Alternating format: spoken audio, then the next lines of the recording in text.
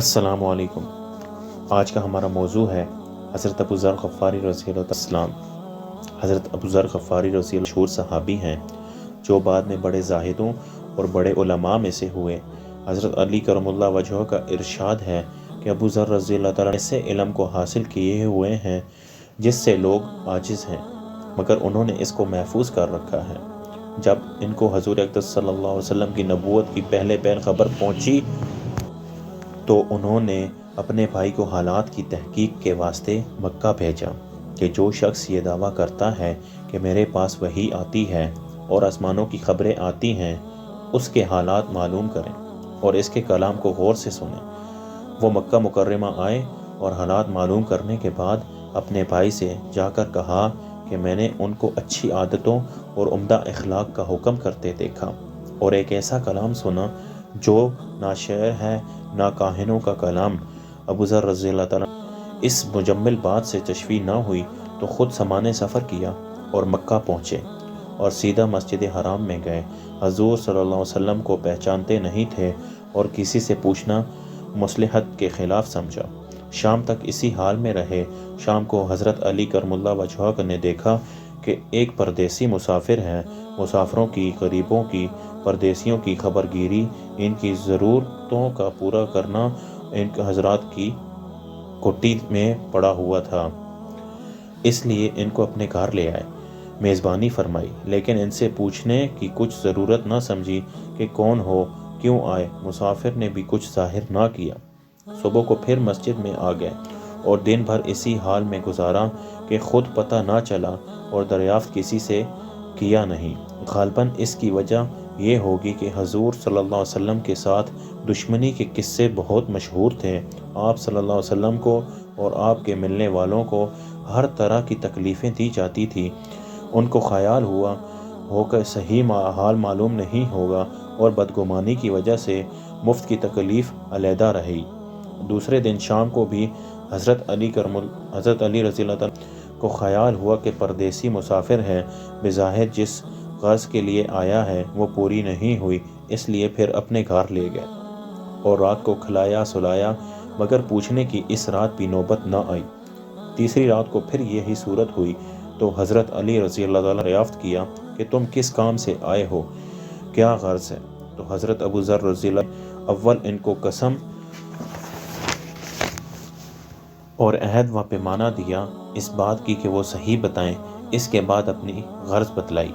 حضرت علی کرم اللہ وجہہ نے فرمایا کہ بے شک اللہ کے رسول ہیں اور صبح کو جب میں جاؤں تو تم میرے ساتھ چلنا، میں وہاں تک پہنچا دوں گا، لیکن مخالفت کا زور ہے، اس لیے راستے میں اگر مجھے کوئی شخص ایسا ملا جس سے میرے ساتھ چلنے کی وجہ سے تم پر کوئی اندیشہ ہو تو میں پیشاب کرنے لگوں گا اپنا جوتا درست کرنے لگوں گا، تم سیدھا چلے جانا، میرے ساتھ ٹھہرنا نہیں، جس کی وجہ سے تمہارا میرا ساتھ ہونا معلوم نہ ہو۔